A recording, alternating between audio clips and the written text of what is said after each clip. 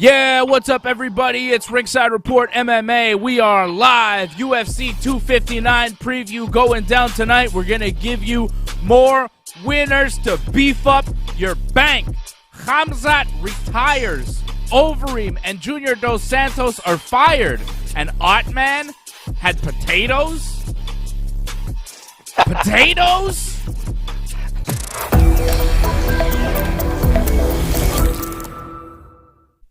Come on now, potatoes? What are we talking about here? We're talking taters. Tater talk on Ringside Report MMA. What's up, boy? More like potatoes bullshit, though, man. Oh, wow. AJ coming in hot. Potatoes. Shout out to Brooklyn Lizard. Shout out to Wobbly Op on the chat. I see you. Become a member of the chat. Become a member of the YouTube channel. Become a member. Go to donate.ringsidereport.net. If you're watching us on Twitch or on Facebook, if you're watching us on YouTube, you could become a member of the YouTube channel. Like the video. Leave a comment. Subscribe. And when you subscribe, click the bell so you get notifications every time that we are on. We did well on Saturday night. We had a little watch-along ski. We're going to do a little watch-along on Saturday once again, coming up this Saturday for UFC 259. Hopefully, Freddie will be back with us. Freddie's dealing with just a little. I don't think it's a flu. It's he's got two kids. They're both young, and it's not COVID. They actually got tested. They had to get tested, and they tested negative for COVID. So his kids are sick, and he's dealing with a whole sick house. And I said, Freddie, deal with the family. Deal with the family tonight, Freddie, and hopefully we'll see you on Saturday. So that's where Freddie is. Freddie not with us guy, Dave. Tonight. You're awesome. Well, family first, especially when they're sick. You've got a young kid. I've got a young kid. Hey, Freddie's got young kids. Go on. When you got sick kids, man, it's no fun. So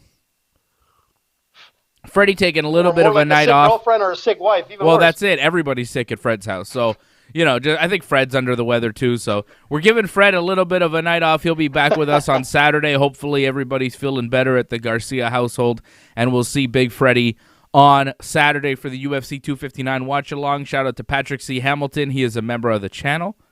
He says Mr. Potato Head is no more. Oh, yeah. Wasn't there like a controversy with Mr. Potato Head? What was that? Dr. Seuss, The Muppet Show. What is this world coming to? It's nuts. Mr. Potato Head, I have one downstairs in my basement. It doesn't make sense. And talk about potatoes. Tonight it's all about potatoes. We've got potatoes, Mr. Potato, Ottman, the Potato Head. Move your mic to your face. Is it still out there? Oh, so much better. Can you hear me? Yeah. Did you get my rant of potatoes, the whole thing? Mr. Potato Head is going gender neutral? Is that really a thing? Come on. How does that make sense? He's got a mustache, dude. Well, wasn't there a Mrs. Potato Head, too? I've seen Toy Story. There's Mr. and Mrs. Potato Head, but I guess that doesn't cover all the genders anymore, so we have to... What gender, man? Good God Almighty. It's Mr. Potato, man, and Mrs. Potato. They are canceling Mr. Potato Head. That is... Dude, I'm all for things being correct and all of that, but this seems like a little much. Well, can I sell my son's Mr. Potato Head now for a massive profit? Because I know I have one around here. Actually, there's a lot of collector's items. There's big money. Yeah. Like Dr. Seuss books and whatever are really going through the roof. I mean, it just doesn't make sense, dude. And what it comes down to is that we shouldn't get into political shit right off the bat. No, I don't want to. Potatoes. You got potatoes or you got potatoes. I'm going to tell you something. What really kills me is that, this whole debate of the last week about gender crossing in women's sports, and that's what kills me the most. Okay, we're not going into We're not going into that bullshit. I don't want to talk about that stuff. AJ, let's talk about fights. Okay, let's not get into trouble. I know AJ is going to get into all sorts of trouble, saying all sorts of stuff that he shouldn't be saying about all sorts of things that aren't necessarily true. Maybe they are. I don't know, but I don't want to get into that debate. I'd rather talk to you about fights. Let's do that. Okay. It's a lot easier to handle. Well, maybe we should talk about why we're talking about potatoes. This fighter, Ottman Azatar, who was kicked out of Fight Island because somebody snuck into his hotel.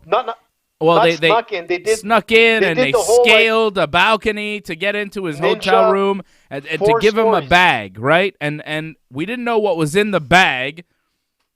Okay. his manager, Ali Abdelaziz, was asked by Kevin Iole what was in the bag. And he's like, what was in the bag? What was in Ottman's bag? And Ali was like, potatoes. And Kevin's like, what? And he's like, yeah, it's potatoes. and people, for some reason, were like, oh, it was potatoes. That's weird. What a strange thing to have. I wonder why he had potatoes. Why would they release him from the UFC for potatoes? He was being facetious. I don't know if you know this, but slimy guys that don't want to tell the truth, sometimes they'll give you a different answer with a little crooked smile, and it's not the truth. What the hell? I saw so many MMA news sites yesterday being like, oh, it was potatoes in Ottman's bag. No, it fucking wasn't, you idiots. Ali Abdelaziz was like, yeah, potatoes. AJ, tell me what It doesn't make sense. I couldn't believe this. I couldn't believe people were really saying, oh, it must have been potatoes then, because it's like, no.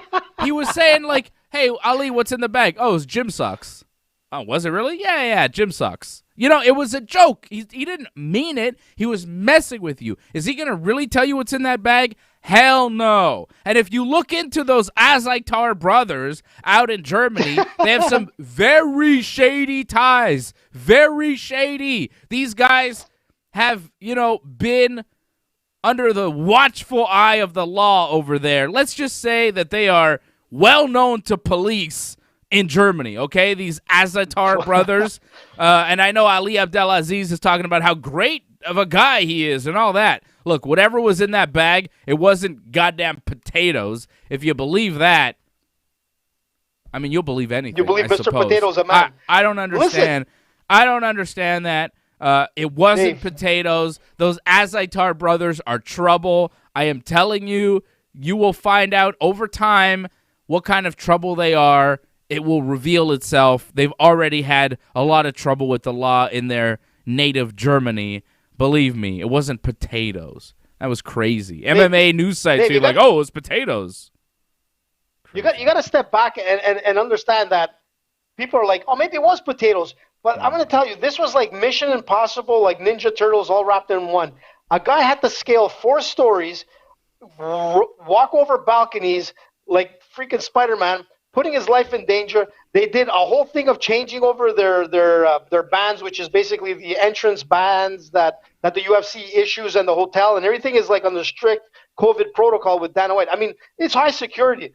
And this guy went like death-defying act to bring a bag of potatoes.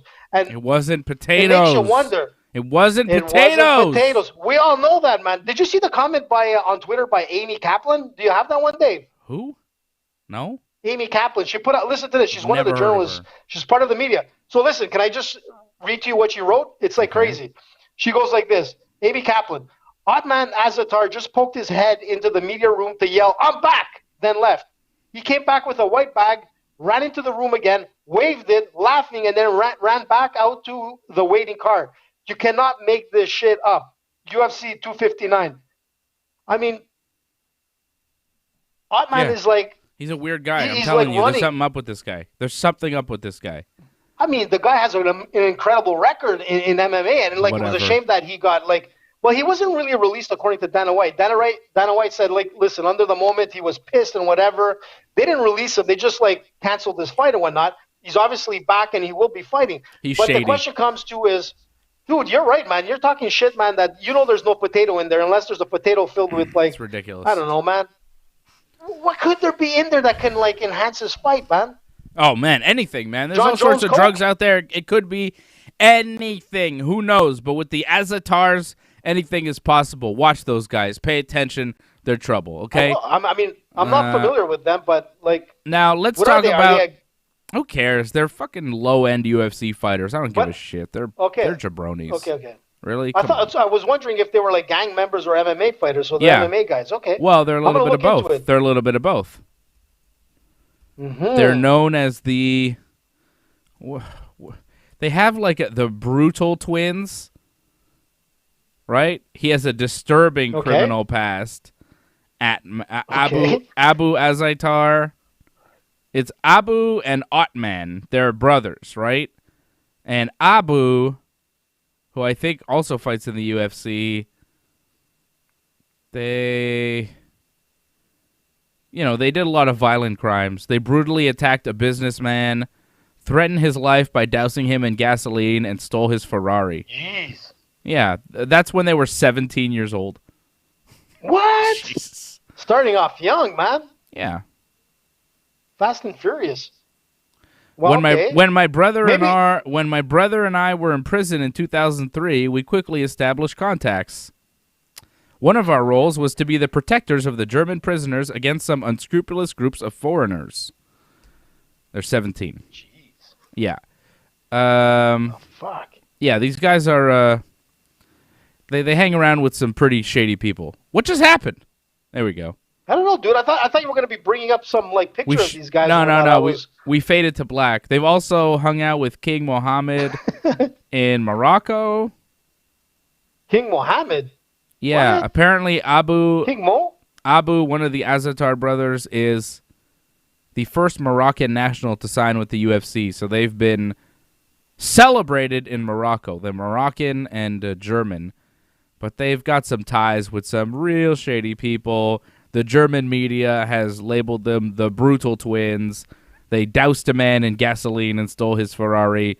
And they have also been alleged to be involved in a pretty big mafia family out in Germany, a pretty big Lebanese mafia group. So, yeah, they're not the most upstanding citizens, and it wasn't goddamn potatoes, okay? That's what you need to know about the Azatar brothers. Yeah, not as good as... What's the record, by the way? Oh, my God. If you want to see a good documentary, I don't know how you find it, but I would go watch Hip Hop Uncovered. I watched this thing. It was a 4-part series. It was on FX. Check out this guy, Haitian Jack. This guy is the real deal. The real deal. You want to talk about gangster? Haitian Jack is a gangster. Forget the Azatar brothers. Let's talk to you about some picks, though. Let's talk to you about some money and how to make some money, okay? Like UFC last weekend. Last week. Yeah. Exactly. And you tried to confuse me. You tried to throw everything off, AJ. What? You were wrong on the watch along, okay? I had this big parlay. I had a huge parlay going. I had Dustin Jacoby. He won. I had Alexis Davis as a plus 235 underdog. She won. I had Alex Caceres. He won. I had Montana De La Rosa, and that was a draw. Okay? I had Magomed. He won. I had Cyril Gane. He won. So I had a huge 6-fight parlay going. AJ on the watch along, he tells me, oh, no, because the Montana De La Rosa fight, she didn't win. It was a draw. What a joke. The whole parlay is scrapped. You lose the parlay, Dave. And I said, wait a second. This doesn't seem to make sense. And he's like, yeah, it's crazy, but you can't bet on the draw. And, the house always wins, so that's what happens. And I was like, well, I have heard the house always wins. That does seem to make sense. And I am no seasoned gambler. I'm not a gambling genius like some people, right? And it's not something I do a lot. I do it once a week for the UFC, and I'm not betting tons of money. So AJ tells me, money. But I'm making people money, and I'm making myself money. Even though AJ almost had me convinced that I was losing on my money last weekend. So it turns out, I made people money last week too. AJ, that if you had the draw on your card, it's a push. It doesn't matter. It's like nothing happened. So the odds adjust on your parlay. No, I don't think it does depend on the betting site. I think it's because there are draw if you options can't at certain bet, sites. Yeah, if you can bet on the draw and you didn't and it comes out a draw, then yeah, you lose. But if you can't bet on the draw, it's a push and you win. So I won last weekend. I won everything. Well, the good thing is that I won too because my parlay came out as well. So I know Anthony Plesha, from last week, actually put out a comment, said that he took my bet, your bet. And to be honest, with a $20 bet, let's just say with mind you, the odds changed because of the whole draw and Angela Hill being canceled. But regardless, let's just say for my pick, which was Cyril Gane, Magomed, Montana De La Rosa, which she won, we all know that. Alex Caceres and Angela Hill for the win. For $20 at bet99.com, it brought $141 return. I mean, that's sweet, man. $20, that card came out. I mean, obviously, the draw and the Angela Hill didn't happen, but you still made some pretty decent money off of that $20 bet in the end. and with your parlay as well. I mean, we were on the money, man. And a lot of people, they're jumping the bandwagon with Cyril, and they're like, oh, yeah, Cyril is like the future. But you know what? It was close. There was a lot of people going the opposite way, and I heard a lot of odds makers and different sites saying that Cyril was going to lose, as well as Magomed, which was like, you called him from the beginning, this guy, and he delivered, man. And Cyril Gane, in my opinion, delivered. And to be honest, Montana De La Rosa, in my opinion, and as you said too, we were talking, it didn't make sense that it was a draw. That was like Adelaide Bird times 3 kind of like calling. It does not make sense, man. It does not make sense. But anyways, you got to rewatch the fight, and it doesn't come close to a draw. Especially when there was a 1-point deduction. Was there a point deduction in the first round, Dave? Yeah, it was the first round. Yeah, so and that's what caused the draw. If there was no point deduction, Mayra Bueno Silva would have won by decision. Well, that's just how the judges scored it, because it was 28-28. Who's judging? Mr. or Mrs. Potato Head? I don't understand. Yeah, I agree with you. I agree with you, but we're not going to rehash that decision again. The point is, we won. We gave you winners, and we're going to give you more winners tonight. That's the fundamental point here on the show. Let's give them some winners, shall we? Jan Błachowicz versus Israel Adesanya. Oof. All right. This is the one. This is the one I want to get to. This is the one where I want to give you a winner. This is the one where I want to win some money here. This is the fight. I think there's a big advantage in this fight. It, man. I think you bet the dog. I think you bet the dog. I think you bet him by knockout. Magic rope? I like Magic Man. I like the big Polish power. I like Jan Błachowicz. And I'm going to tell you why. He's very big. He is and you saw, if you saw the press conference today, I watched the press conference, right? You see Israel and Jan standing face to face, right? Israel is like a half-inch taller than Jan Błachowicz, which is impressive. But Israel was wearing a jacket, like a big, puffy winter jacket. Jan is wearing a suit jacket. When you see them with their shirts off, when you see them face-to-face in the cage, you're going to notice a size difference. You're going to notice a thickness difference. Jan is thick. Jan has traps. He's got a back. He's got a chest. He's thick. He's heavy. He's a big light heavyweight. Israel is moving up to 205 for the first time in his career. How is his power going to translate from middleweight to light heavyweight? This isn't going from 145 to 155. This is going from 185 to 205 pounds. This is a 20-pound weight jump.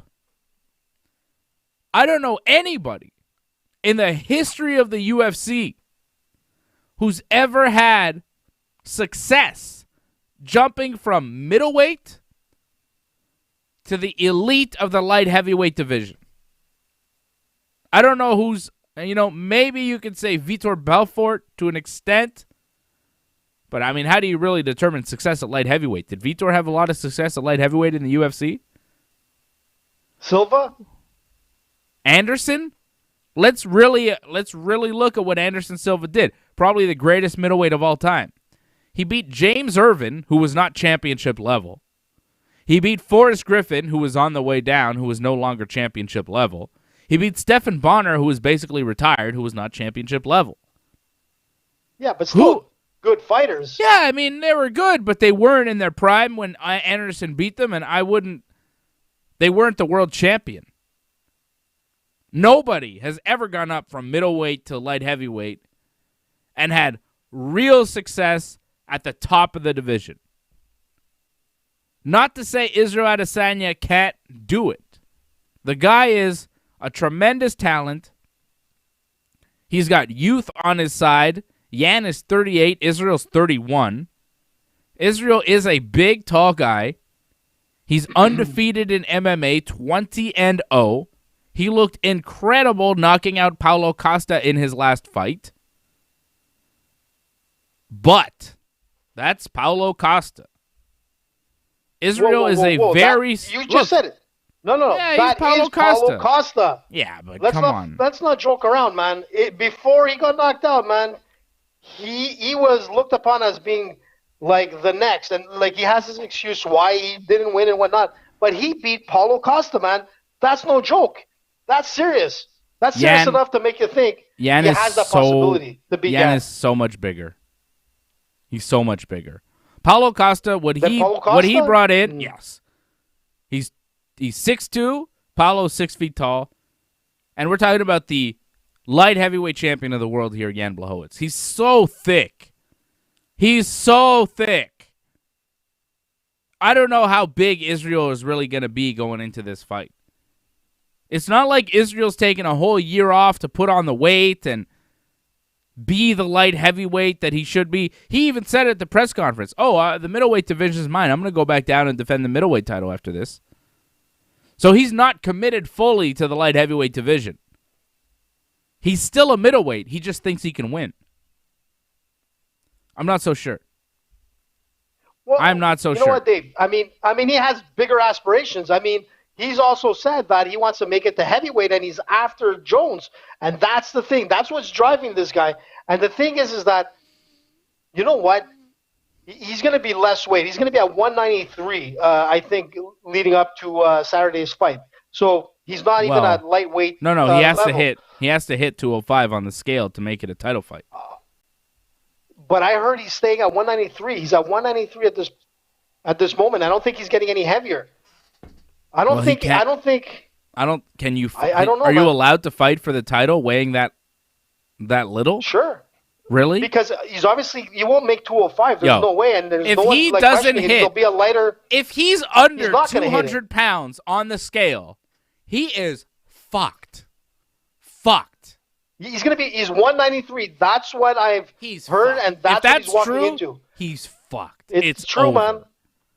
True as Mr. Potato Head. But listen, wait a second here, Dave. Let's not forget who it is, man. It's Israel. Knockout. Adesanya. Round 1 or 2. And you know what? Look, and I love the Polish power, man. I love Polish fighters. I love the Polish MMA scene, man. But let's not forget who he's fighting. He's fighting Israel. That's coming up. Wants to make a statement.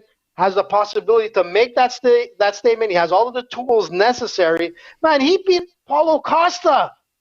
You could beat Paulo Costa like that. At middleweight. You could beat Yan. And you know what? At middleweight.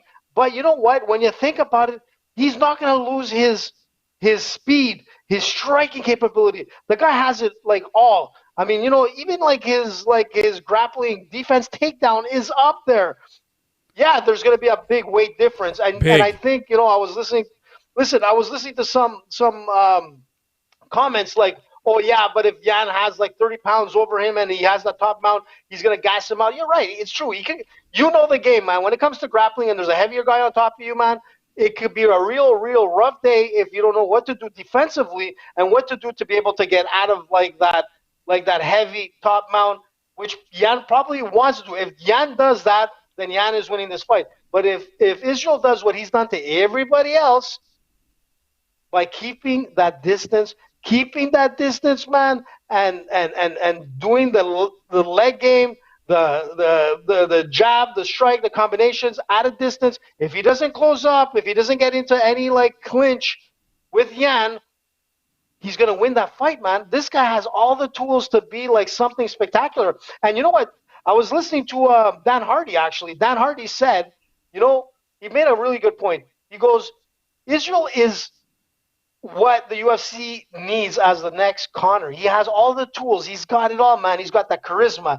He's got that style. He's got the look. He's got the dance moves. He's got everything to be the next Conor. And he could be the first guy to go from middle, light, and he'll make his way to heavy if he needs to. And he'll be under that weight category for heavyweight. But if he dismantles Yan at lightweight at 193, I'm telling you, man, he's going after Jones, and it's going to be crazy. Israel will be the next guy that we're going to be looking at as, man, Conor was amazing, and here's Israel that's going to be taking, like, not his place in a sense, but giving that wow factor and what people like. They like that entertainment aspect, and he delivers.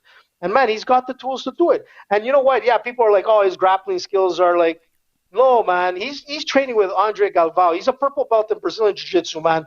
Andre Galvao, one of the top ADCC champions, man. Super heavyweight, won it 4 times. This guy's the only guy in the world that's won in his weight class, in absolute weight class in the world. You're training with top-level jiu-jitsu guys. Doesn't make you a top-level jiu-jitsu guy. It doesn't. It doesn't make you, but it makes you a top-level MMA guy with a learning curve like Israel has. All right. It doesn't make a difference. I'll tell you this, That's AJ. what I'm saying. I'm going the other way on this, dude. I know you are. I can tell you're going the other way. God damn. You think you're going the other way? No shit. No, I just, no, you know me, sometimes I want to pull it up, you know? Jason Pete says, mark my words, Adesanya's getting KO'd. I'm with you, Jason. I'm with you. Although I do remember Jason's pick for the last UFC. He's like, I think Gilbert Burns is going to guillotine Kamaru Usman. I remember that was Jason's pick for the last one, and I was like, nah, Usman's going to win. So no. Jason had a point because Burns has one of the nastiest guillotines in the game. Yeah, but it didn't happen, is what I'm saying. But you know what? The first round, let's not forget, Jason and I were probably smiling, saying, you know what, Burns is winning this. As everyone else saw, that the first round was Burns. And then shit happens. AJ. And that's the thing. Of course, AJ, you always go, even when you lose, you're like, oh, well, the first round he was winning, and if he would have kept doing that, he would have won the fight. Yeah, but how about when he lost the fight?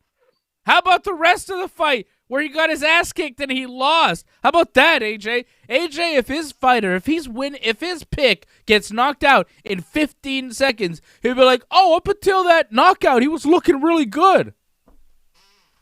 Fucking AJ. Yeah, unbelievable. Exactly. Okay, well, I can't wait to watch the fight with you on Saturday because I've been right most of the time. Hopefully I'm right again so I can rub it in your face once again. I was a winner last week, man. Yeah, because you went with me. Jan Błachowicz taking on Israel Adesanya in the main event. Jan right now is the underdog. Jan plus 190. I'm seeing here. Let me check this out for you. Go to bet99.com. Go to bet99.com and sign up with our promo code Ringside. When you sign up with the Ringside promo code, you get a matching bonus of up to $600 when you sign up on your initial deposit. So that's a pretty good deal. You help us out. You help yourself out. Go to bet99.com. Use the promo code Ringside and get a matching bonus up to $600. Support the team. Get some money in your account and win some money. Put it on Błachowicz. I like Jan Błachowicz. Right now, he is the underdog, plus 180 over at bet99.com. Israel Adesanya is AJ's pick, minus 227, the favorite. Jason did also say he called Poirier finishing Connor, so there you go. Jason getting it. What's up, Angelo? What's happening, Angelo? Angelo's on the chat as well. Hey, sometimes you win, sometimes you lose. That's the name of the game. If we could all pick every fight 100%, we'd be living in Las Vegas making millions of dollars betting MMA. But that's not how life works. Sometimes you get it, sometimes you don't. I got it last week. Told you about Alexis Davis. Told you about you get the potato. Yeah, I got Alexis Davis last week. Not enough women's fights on this card. Like the women's prelims, that's where I've been making my money recently. And there's like one of them, and I'm like, I don't really have a feel on it. So I'm a little disappointed with the betting on this because the women's prelims is really where I've been killing it, and I don't know. But I like Jan Błachowicz to win by knockout. I watched the Israel Adesanya Kelvin Gastelum fight today. Gastelum dropped Adesanya in the first round. He hurt Adesanya quite a few times in that fight. Now, if Jan Błachowicz lands the same punch on Israel Adesanya that Kelvin Gastelum did, you know how small Kelvin Gastelum is compared to Jan Błachowicz? He's very small. Kelvin Gastelum fought at 170 pounds. Jan Błachowicz would have to cut off both of his legs to fight at 170. So, Kelvin Gastelum, little-ass Kelvin, knocked Israel down in the first round of their fight. Knocked him down.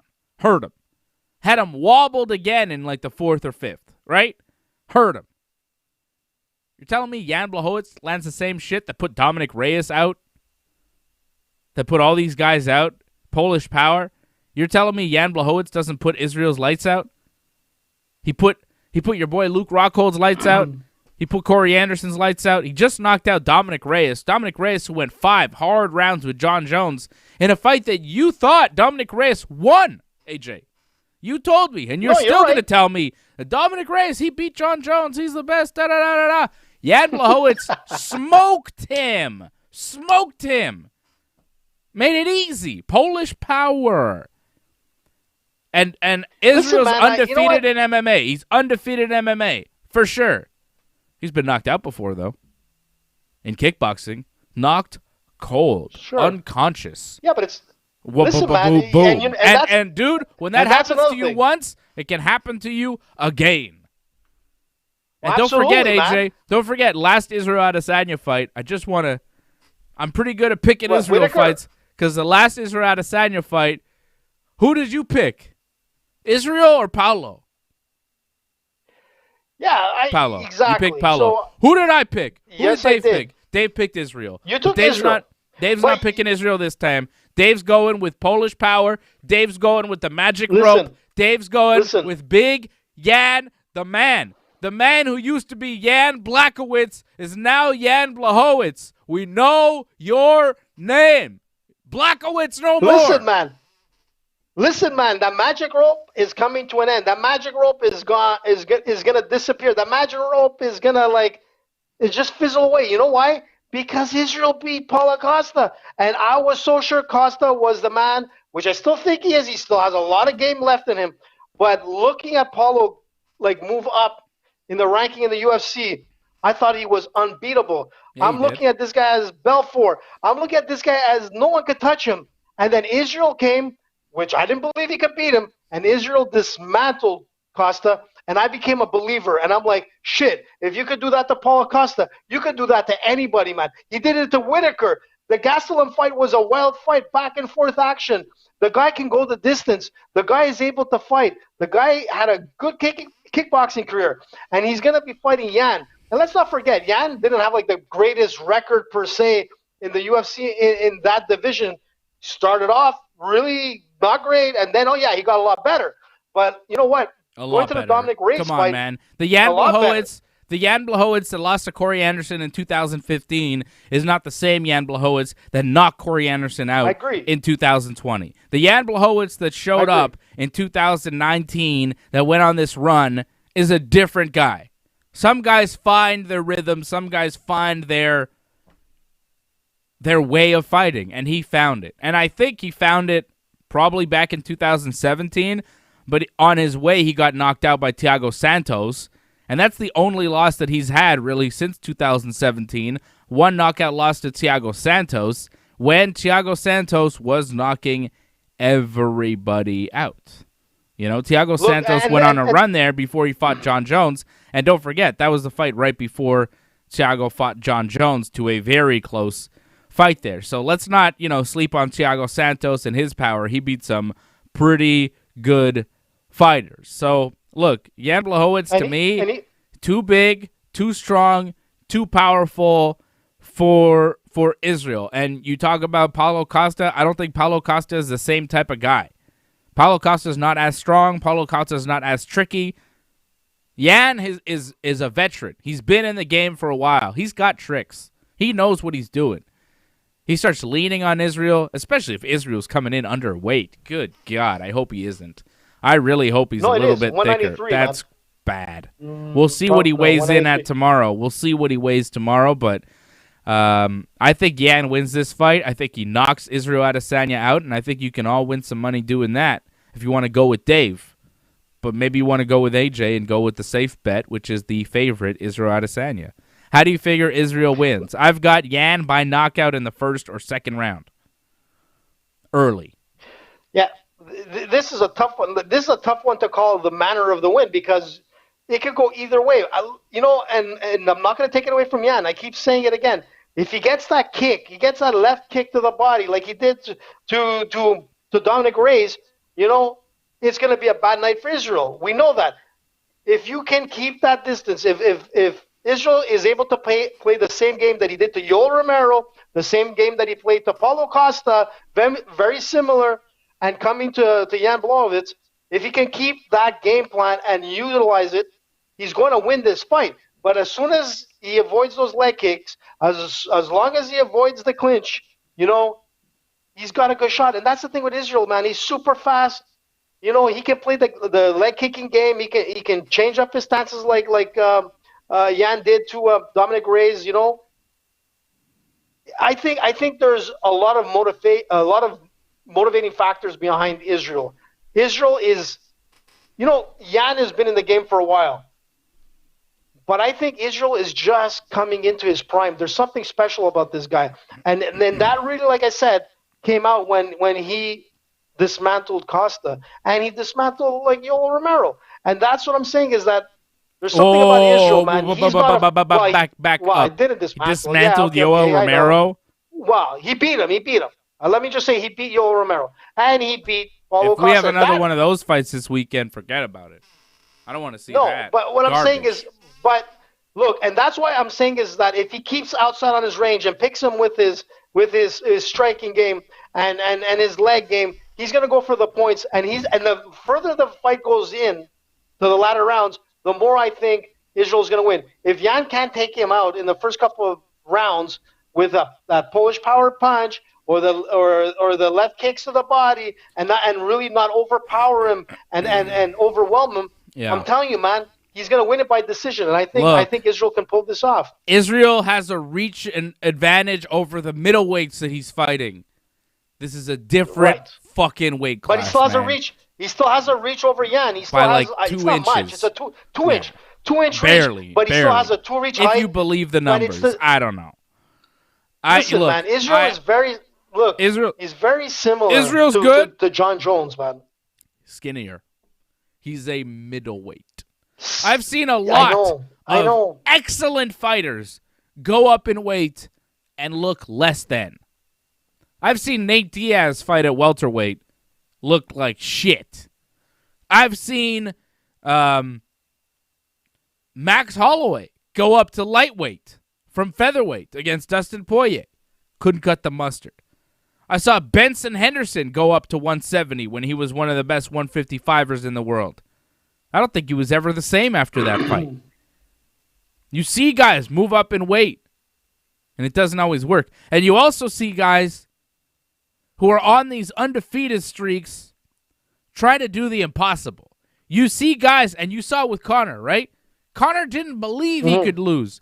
Because when you start beating people and you're smoking people and you're just like, it's easy. You're knocking everybody out.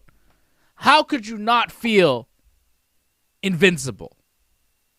Right? True. You're going to feel invincible. Israel right now, he's undefeated in MMA. He's a world champion coming off a great knockout victory over one of his toughest challenges at middleweight. He feels invincible. But no one is. That's just it. No one is invincible. And like Jason Pete said on the chat, he says, Gastelum could have finished him, and he didn't go for the kill. It was right there, and he did nothing. That's true.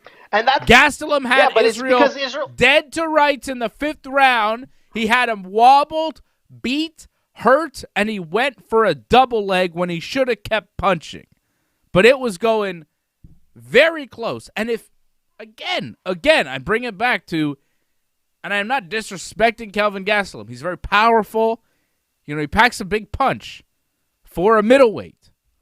But this is a light heavyweight. And not just any light heavyweight, the light heavyweight champion of the world who's been knocking guys out left and right. This isn't another middleweight fight. This is Israel Adesanya going up 20 pounds and apparently not taking it seriously enough to even make 205. If this dude doesn't hit 205 on the scale, he's not. Forget it. Watch the line move, too. But the line should move. The betting line should move in Yan's favor if Israel doesn't make 205. That's crazy. Crazy. Listen, man. He's putting himself at a disadvantage going into the fight. Not really. Listen, it might be a disadvantage if they hit the ground and you've got Yan on top of you. If that's going to happen, well, then it doesn't matter if he's 205.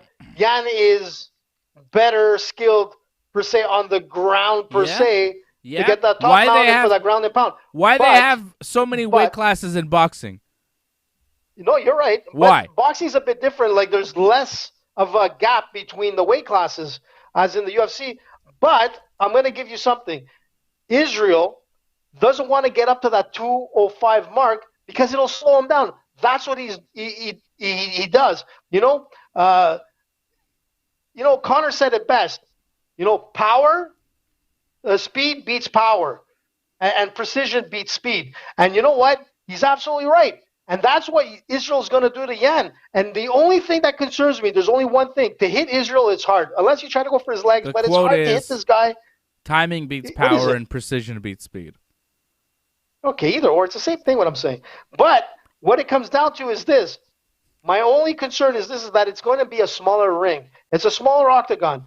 That's where, if Yan is going to do what he does, then it'll be a different story. Power. Yes.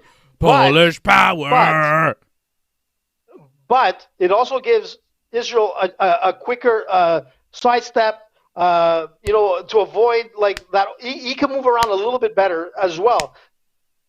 But yeah, there's that factor of a smaller octagon. I'm still going with Israel, man. I think Israel is something special. Polish power. Turns out I'm like part Polish. Are you? Yeah. I think one of my great grandmothers was Polish, came from Poland. So the Poles are the best, man. I just found that out recently. I've got people from all over the place. I'm like a mix of like a million different things. One of my great grandmothers was from Poland. One of them was from Russia. One of them was from Vietnam. One of them was from France. So you know what I mean? I got people all over the place. So I'm a big mix. A bag of cereal, man. Yeah, that's it. Like all your great grandmothers were Italian, right? Like, you know what I'm saying, AJ? Well, I've got a great grandmother that was Vietnamese. I've got one that was Poland. I got one that was Russia. I got one that was France. I got some that were Canadian, from Quebec, right? But like tabarnouche for real, like 300 years, on my mom's side, her family is like Quebec for 300 plus years. You know what I mean? Like original OG so you're Quebec. A pure land, man. Well, yes. No, you're a pure land. Well, you're more pure land than Freddie now. Part of me is pure land, but then part of me is like, but then on her dad's side, it's like France and Vietnam and all sorts of different people. And then on my dad's side, there's like Poland and Russia and Romania and all sorts of shit that I keep finding out about. So Romania? I'm claiming Jan Błachowicz. Yeah, because I've got everything under me, right? When World Cup time happens, I'm like, yeah, France. I'm claiming France. When Jan Błachowicz shows up, I'm like, yeah, Jan Błachowicz, I'm claiming you, Polish power, just like me. Any Russian fighter, I'm claiming them too, okay? Any Romanian fighter wants to show up, I'll take you. If you're a Canadian fighter, obviously you're with me. If you're from Quebec, obviously you're with me. So yeah, if you smoke weed, I'm claiming you too. Like pretty much anybody that's like anywhere near me. Like if you're a Jewish fighter, which like are there any in the UFC? I don't know, but I'm claiming you. Yeah, you know what I'm saying? There was that. Yeah, there was that guy from Israel. Noad Lahat. Remember he came in? Noad. He came in and he did really, really well. I don't know what happened to him. I forgot his name. It was like a while back ago. Really, apparently the first Israeli fighter. I got Ukraine in me too. I got everything. What? Man. Yeah, everything. What the hell, man? Ukraine is game to you. I take your board and I smash it to pieces. That's why you're a savage, bro. All right, baby. So you've got Israel. I've got hold on a sec. Yo, stop being racist, calling me a savage. So are you saying that? Are you going to tell me that you have some sort of like history where like one of your ancestors isn't Italian? Because I don't believe you. You're 100% pure Italian, going back generations. Remember what I told you? Remember what I told you for Christmas? What I wanted? I said, I'm pretty sure like we're Italian, but I finally got my kid. I'm going to be doing the ancestry DNA test. What are we today? Thursday? I should be doing it Saturday or whatever because you got to like not eat for a certain amount of time. So I'm going to do it. I'm going to send it out, and I'm pretty sure it's like, it's all like lasagnas and like meatballs on my side. I think so too. I think so too. But we're going to find out. So I'm going to reveal that like on Ancestry DNA results like when they send it to me, which will be a little bit of a time, and see what AJ really is. Yeah. Is he pure cannoli? Pure meatball? I think so. I think so, man. Like I can live in New York like there's no tomorrow with those, like, with Matt Serra. I can hang with him, no problem, man. I mean, I could too. I love a good pizza pie. Anyways, what the hell are we talking about, AJ? Can we talk about the co-main event? Amanda Nunes against Megan Anderson. I mean, should we even bother giving a pick for this? Like, everybody knows where we're going. Amanda Nunes. Like, do you give Megan Anderson a shot in hell? Look, man, it started off with minus 1,200 for Amanda at the beginning of the week. I mean, it's like insane. And listen, not to take away from Megan. Megan is awesome. You're amazing. You have all the capability to beat Amanda. You have the capability. No, she doesn't. But it's not Disneyland. And the reality is, it's probably not going to happen. And if it does happen, it's going to be like a Tyson Buster Douglas thing all over again.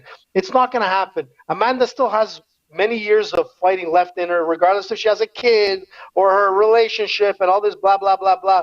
It doesn't matter. Amanda is a savage, and she's coming to fight, and she comes to win. And, man, you know, I feel bad for Megan, but at least it'll be a good payout. I feel bad for anybody that has to fight Amanda Nunes. Like, I just don't see anybody beating her right now. She is the greatest women's fighter of all time. She's one of the greatest fighters of all time. I would say she might be the greatest champion that the UFC has ever seen. There's been a lot of double champs in the UFC, but nobody has gone back and forth to defend both belts.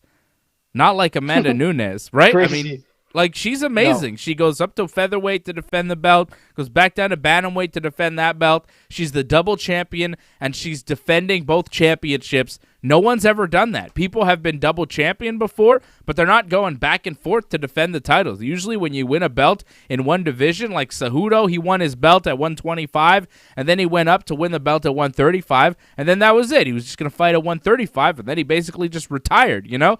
Conor, when he won the belt at 145, he moved up to 155, won the belt there, and never fought at 145 again. George, same thing. When he came to 185, he never went back down to 170. Like, all the double champs in the history of the UFC, Daniel Cormier, you know, he won the light heavyweight title, and then he won the heavyweight title. I don't think he went back to light heavyweight, did he? Right? So that just doesn't happen. But Amanda Nunes, I think there's a real good argument to call her the greatest champion that the UFC's ever seen. I would say she's the greatest double champ ever, because just what she's done and who she's beat and how she defends both championships. And again, I say this every time you look at the names that Amanda Nunes has beat, but good God almighty. Valentina Shevchenko, Sarah McMahon, Shayna Baszler, Miesha Tate, Ronda Rousey, Valentina Shevchenko again. Like, she didn't just beat the greatest 125-pounder ever. She beat her twice. Cyborg knocked her out cold in 51 seconds. Holly Holm knocked her out cold in 4 minutes. Jermaine Durandamy, who's a savage, a beast, a former champion in that weight division, beat her in a tough fight. Like, Amanda Nunes, she goes through everybody. The only thing that I wonder here, it took her 5 rounds to beat Felicia Spencer. It took her 5 rounds. She beat her by decision. Felicia Spencer lasted 5 rounds. Now, she took a beating. She beat her unanimously. It wasn't close. But she didn't put her away.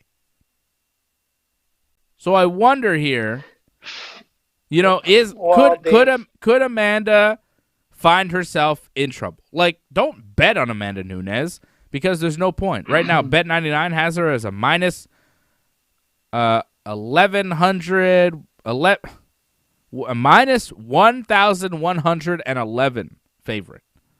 Wow. Crazy big. Yeah, so which doesn't surprise me. Don't bet on her. But,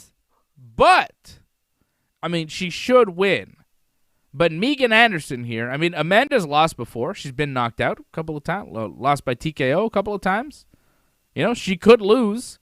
Her current run, though, she looks unstoppable. But I do feel like she was more unstoppable in 2019 than in 2020. That Jermaine Durandamy fight, she looked human. She looked somewhat human in the Felicia Spencer fight, too. So her past 2 fights, she's looked not like a crusher. She's 32 years old. She's coming out of her prime. She's still in her prime, but she's towards the end of the best years.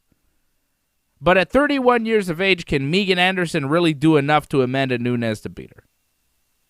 Can she really land that kick that is going to beat Amanda Nunes? Megan Anderson's tall. She is really tall. She's like 6 feet tall. She towered over Nunes today at the press conference. But she was also wearing heels, and Nunes wasn't. But Nunes is only 5'8".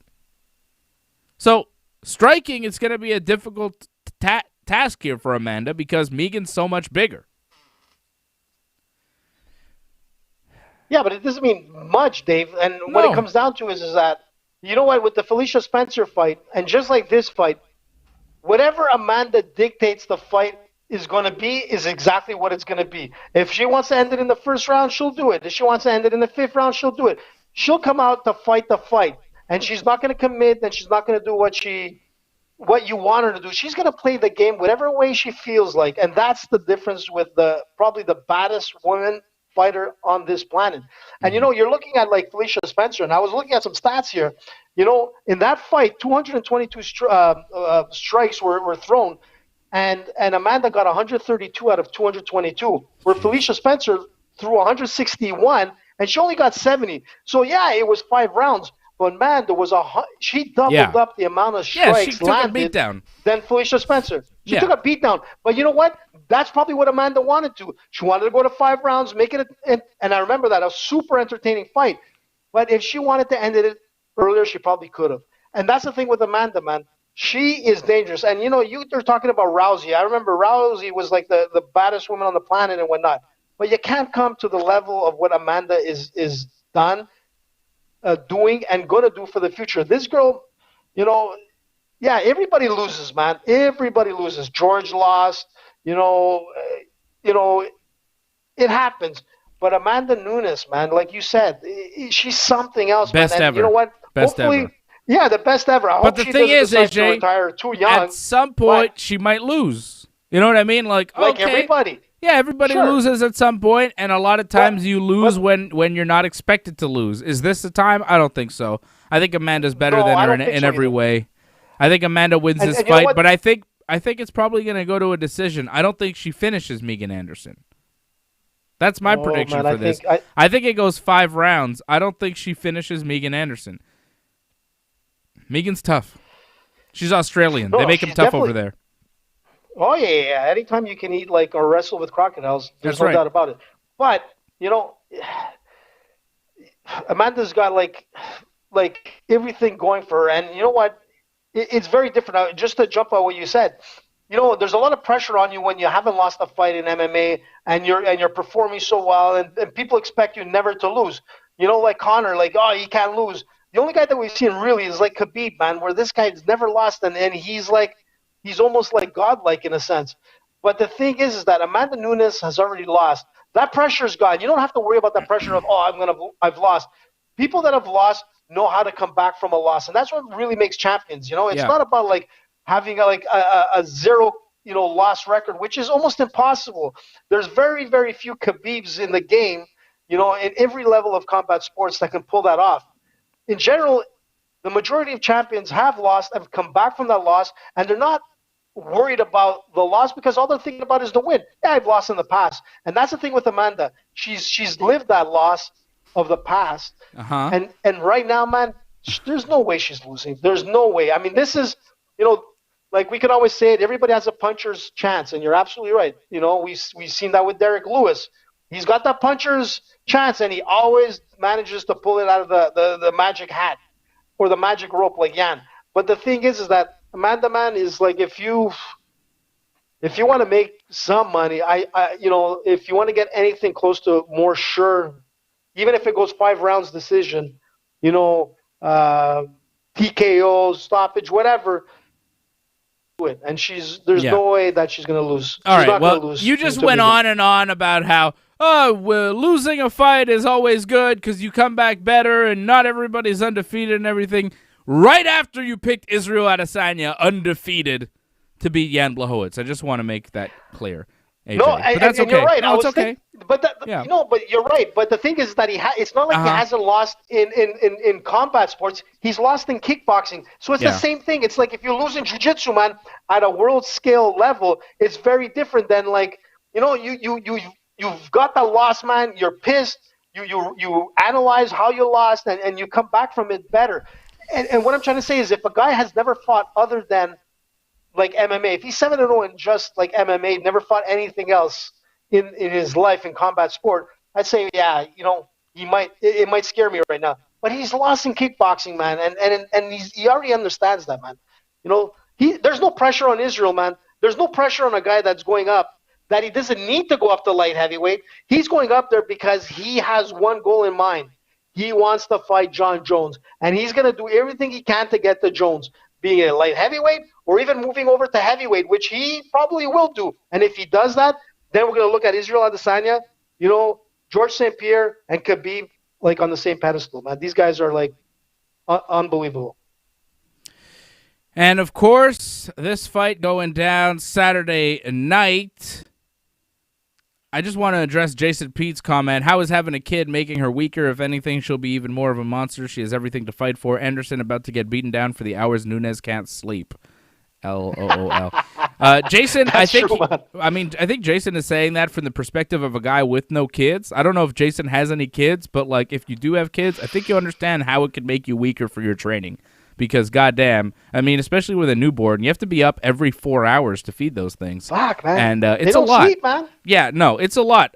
Kids are a lot, and kids definitely take attention away from anything you're doing. So I think that fighters with kids are at a disadvantage. I mean, I think there's an advantage for sure. You have that motivation, and kids are great. And I have a kid, and I love kids, But when you don't have that responsibility, you have fewer responsibilities and you could focus more on fighting and you don't have to wake up. And, if your kid's sick, it throws off everything and your whole rhythm. And, I mean, Fred's not even here, right? Fred's got 2 kids that are sick and he's not even here for the show tonight. So, imagine if he had a fight to train for. It'd be a whole different thing. So, yeah, I think, look, has Conor McGregor won a fight since he's had kids? I'll wait. Good point, Dave. Good point. Oh, I guess the Cerrone fight, but does that count? Right? Well, yeah, it does. Conor's been Cerrone, terrible since having kids. You know what? Terrible. He's been mostly losing. No. Last year, around this time, we were saying Conor was unbelievable the way he, dismantled, Cowboy Cerrone. Sure. All right. And let's not forget. Okay. I'm just saying, I think having kids could put you at a disadvantage if you are preparing for a fight. Sure, man. Your mojo is not at its fullest. I can tell you that. You're not at 100% mojo. There's no doubt about it. Mojo. But it depends on what type of support she has. If Amanda Nunes has good support and she's, the kid is being well taken care of and she's able to do what she does in training, she's going to perform. And you're right. She's performing for her kid, too. You can still win fights with kids. Not to say you can't, but... Yeah, but it is harder. It's harder. If you don't have the bank account to be able to support the staff needed to take care of your child while you're doing your game, Yeah. It makes sense. But, I was just looking at something from Jason, which is very interesting. We were talking, before the show started, we were talking about, professional athletes, especially in the MMA world or boxing world. But he brought up something right now that the Mediev Dical is fighting Clarissa Shields, man, in boxing. Now, we were talking about there's not too many. No, we're previewing UFC 259 right now. I don't really give a shit about that fight.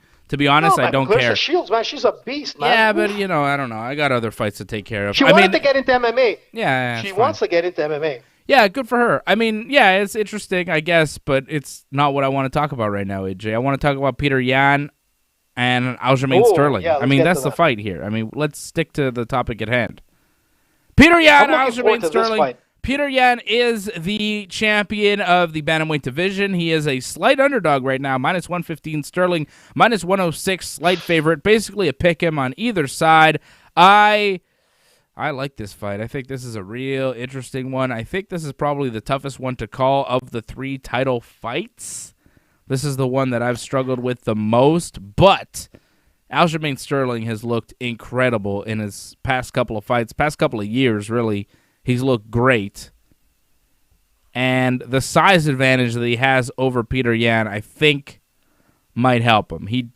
Does he have a size advantage? I guess they're about the same height. I don't know. I'll tell you Maybe Aljamain right because of his tall hair. Yeah, they're both 5'7". They're both listed at 5'7", but Aljamain seems quite a bit bigger than that. Well, yeah, they're both bantamweights, AJ. Thank you. Yeah, no, I'm just saying, like, reach-wise, they're at 71 for Sterling, 67 for Peter Yan. I mean... Yeah, there you go. I feel like Sterling is the longer fighter. Maybe he's just got tall hair, but he is really good. He's been moving great. He trains with a great team. His jiu-jitsu's on point. His wrestling is there. His striking is there. Petr Yan, also a tremendous fighter from Russia. Just a beast. Good wrestling. Solid boxing. Exactly, man. I mean, this is a tough fight, man. This could be fight of the night. I think this is going to be an absolute war. I see this one going the distance with Aljamain Sterling winning a decision. I think Petr Yan will probably win a round or two, but I believe Aljamain will win 3 or 4 of the rounds, which will be enough to win in a championship fight. I got Aljamain Sterling and new bantamweight champion. I think he wins by decision, but this fight could go either way, and I think it's going to be a war. I'm hyped for this one. I think it's going to be good. I think it's going to probably be the fight of the night, but I disagree with you who's going to win. I mean, let's not forget, man, this is Peter Yan, like not recognized like what he should be recognized as. This guy is one of the most ferocious fighters coming out of Russia. This guy is unbelievable in his work ethics, his training levels. He does not stop, man. He's got this like robotic way of thinking, way of training, and he only wants to get better and better. And he's 28 years old, man. This guy has like 3 first-round finishes. This guy was like ACB bantamweight champion before that. He was an amateur boxer. You're looking at a guy that competed competitively in judo, in sambo. This guy, all he does is train. His life is all about training. And if you've seen his lead up to the fight or like the history about Peter Yan, there's so much respect to this guy. This guy is like one guy that goes in there and he has the mentality like, if I have to die in the octagon, I will die, but I want that win. And his record stands, man, 15-1. And you know what? A lot of people don't give him the respect. And you know what? I love Sterling. The Funk Master, his wrestling is awesome. He's got it. He's got it all. But he's facing Peter Yan. That is such a shame that he's an underdog. And again, way back when Peter Yan was coming, I was looking at this guy and I'm like, holy shit, man, this guy's a terror. But he doesn't get the respect for some reason. I don't know if it's a language barrier. He doesn't have the charisma. He's very robotic. But that's what he's there. He's there to fight. And I'm telling you, man, you know, Sterling has more than he thinks he can handle. This guy is strong. He has a longer reach, but once that clinch gets up and once it gets to the ground, you know, I think it's going to be a different game, even though the Funk Master has high-level wrestling, you know, and his wrestling is elite, man. But something with Peter Yan is he's dangerous, man, and he doesn't stop. Like, he's going to want to die in the octagon to get that win. So I'm going, obviously, with Peter Yan on this. Yeah, I could tell. I'm going the other way with Aljamain Sterling. I think this fight's going to be great. I'm seeing people are split on the chat. Angelo had Yan. Jason Pete went with Aljamain. So, yeah, a lot of different. Jason liked, but now I think he's swayed by AJ's points. I think Jason was going with Aljamain, but now he's going with Peter Yan because of AJ making some good points. And AJ is making some good points. AJ is a great analyst. He knows martial arts. He's been a martial artist for over 75 years and counting. But let's not forget, like, you know, you got to give credit to Sterling because all right, you got to give it to him. Let's go to the next fight. Yeah. Sandhagen. I know he's very good. Come on, you got to give it to him. But like, come on, man. We've done 3 fights and we've done an hour. We got other shit to talk about. Let's fucking go. Come on. Let's go, Dave. Jesus. What's up next? Islam Makhachev taking on Drew Dober. Makhachev minus 385, the favorite. Dober plus 290, the dog. I think Makhachev's going to win, but I wouldn't bet on him at that number. I think Dober is a live underdog. He could definitely pull off the upset. He's coming off some knockout victories. Don't sleep on Drew Dober. I don't know. I'm not convinced that Islam should be such a heavy favorite here. I might even go with Drew Dober for the win. I don't know. What? What are you going for, Dave? I'm writing this down, man. Come on, spit it out. I'm going to tell you. I'm going to give you a little secret. Guess who's cornering Islam? Who? Guess who's cornering Islam? Khabib? The eagle has landed. So there's a reason for that. If the eagle's there, it's like you get this mysterious strength to win. So just saying, I would go with Islam on this. And I think most makers are going that way as well. I'd go with Islam too. All right, you're going with Islam too. We're all going with Islam, of course. We are all going with. We are Islamic for this fight. Thiago Santos taking on Alexander Rakic. This is an interesting one. Santos, was a title challenger, but he's 37 years old. He's coming off 2 straight losses. Rakic is 29. He's surging. He is the favorite going into this fight, -161. Santos +131, the underdog. Ooh, yeah. I don't know. It's a tough one. Yeah, this is another tough one. But when you see Rakic fight, you're always like, oh man, I should have went with this guy. He's a beast. And you know what? Not to take away from Thiago Santos, but fighting John Jones, he had basically 2 ACLs that were gone. So if you're able to fight with no legs against like John Jones and fight the way he did, man, who's to say that he couldn't have beat Jones if he was 100% healthy? And he is 100% healthy now. But Rakic, man, holy smokes. It's a tough one, man. I don't know if I'd want to put this in my parlay. I'm probably not going to put this in my parlay. No. But if I had to go with the straight, I'm going to just go with the weirdest thing here. And I wanted to go with Rakic because every time I don't pick him, he wins.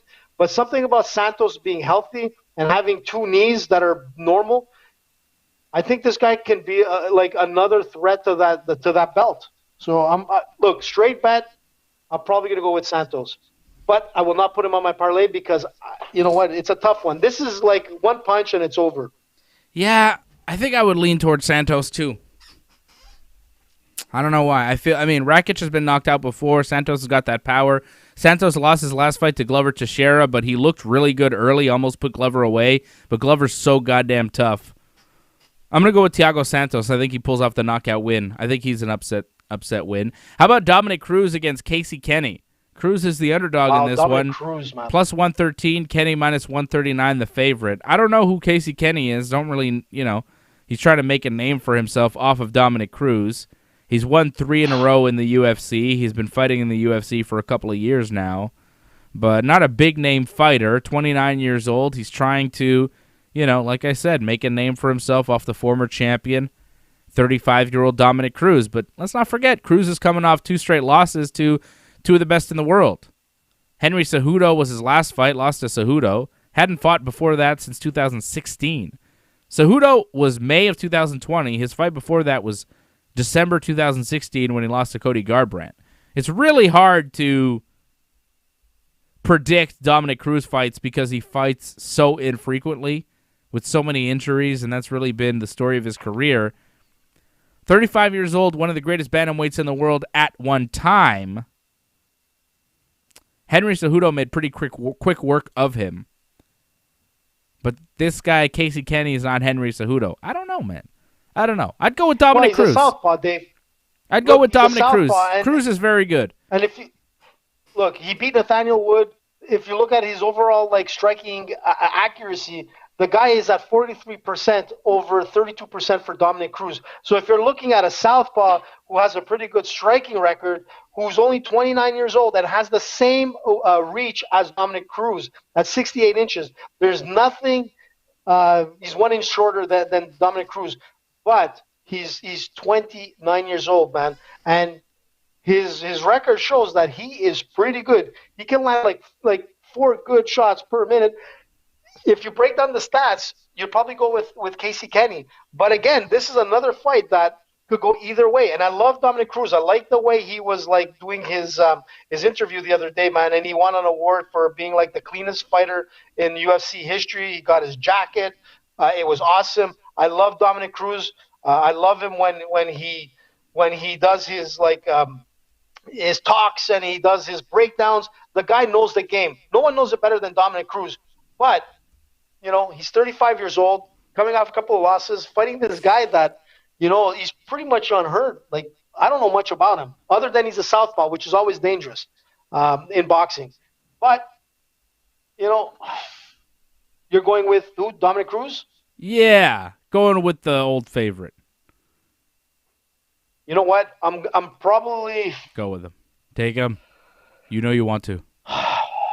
Just give me a goddamn pick. I got other fights to pick here. Just because the way Dominic made me, the way he was speaking. Okay, I'm going with Cruz on this as well. All right. Other fights on the prelims: Joseph Benavidez versus Askar Askarov, another Dagestani fighter who's 12-0, taking on Joseph Benavidez. Benavidez coming off a couple losses to the champion. Benavidez is a lot like Dominic Cruz. He was one of the best in the world at one time, but now he's 36 years old, and you kind of wonder, have the wheels fallen off? And I went with Cruz, but this time I'm going to go with Askar Askarov, minus 127, the favorite. I think he beats Joseph Benavidez. I like Askar by decision over Benavidez. What do you think? 28 years old, Dave. I mean, there's a big factor right there. I mean, Dagestani, man, and that's the thing. And you've got Khabib in the house. It's tough, man. I mean, Benavidez is obviously a favorite and a big pick for most odds maker, but I'm going to go with the other way. I'm going with the Dagestanis, man. Yep, I'm on your side on that one, Dave.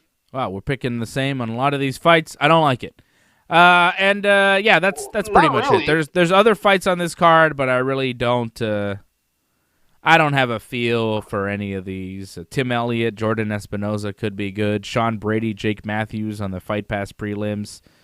We have one women's fight on the prelims. It is Amanda Lemos from Brazil taking on Livia Renata Souza, also from Brazil. And I think you doing anything? You picking on those ones? Who's the favorite here? Lemos is the favorite. Souza's the dog. And Lemos is minus 233, the favorite. Souza plus 185, the dog. It's kind of almost worth it to bet on the underdog on women's fights because I feel like the underdog wins most of the time. It happens so often. Proves that it does. Right? Yeah, it happens so often. Like last weekend, Alexis Davis was the dog. She won. And what's her name? Bueno Silva was also the dog come fight time. And she would have won had she not grabbed the fence and got a point taken away. So I feel like in women's fights, a lot of the times, the underdogs win. I don't know if this will be the case here with Lemos. Casey O'Neill, that was a good one. And Souza. But Souza, she's pretty good. I'm not even going anywhere close to those fights for my parlay. I'm sticking to the top. Yeah, I'd stay away from that fight too. Card. I don't know. Yeah. But I can see Souza winning this fight.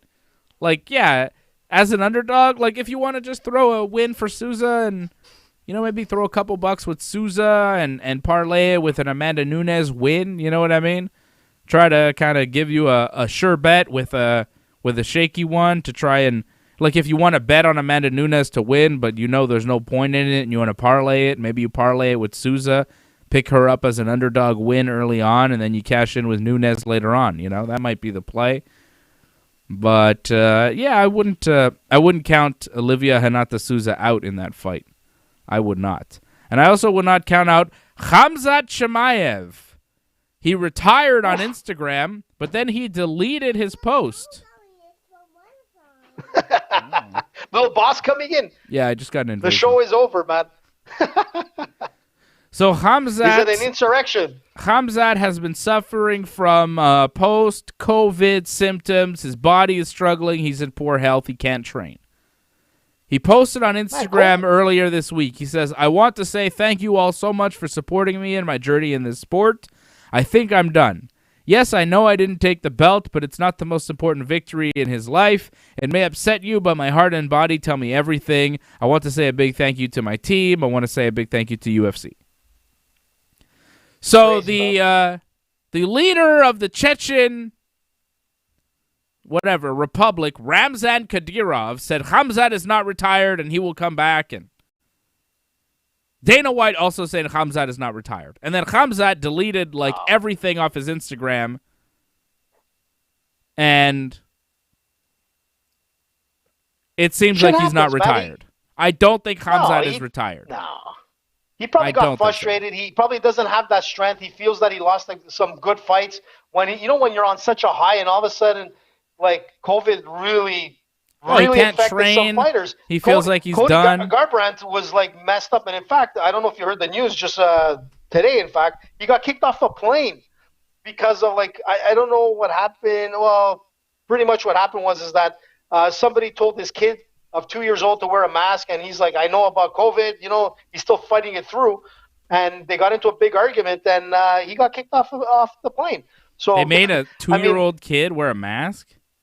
Well, they wanted him to wear the mask, and Cody said, no, man, he's not going to wear a mask. And then like, I don't know what happened. The attendant went and locked himself in the bathroom, and there was a huge, you can read the news, but anyways, he got kicked off the plane. So I don't know what happens there if you get kicked off the plane. If you're put on like a no-fly list, I don't know, which can affect him if he's planning to come back, which he was planning to do. COVID took him out since August. This guy's been suffering all kinds of side effects.